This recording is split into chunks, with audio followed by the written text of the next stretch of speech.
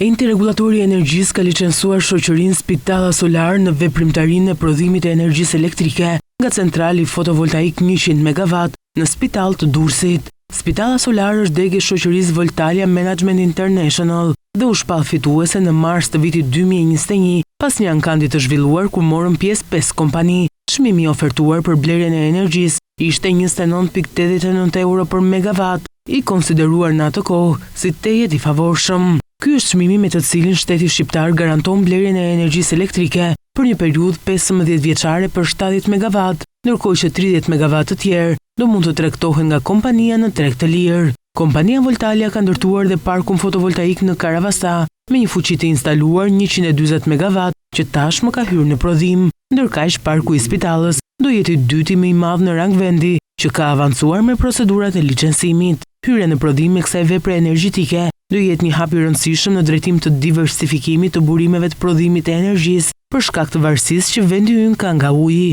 Aktualisht vetëm 6% e energjisë totale në vend gjenerohet nga dielli, ndërsa pjesa tjetër prodhohet nga hidrocentralet e Kaskadës së Drinit dhe hidrocentralet private e koncesionare.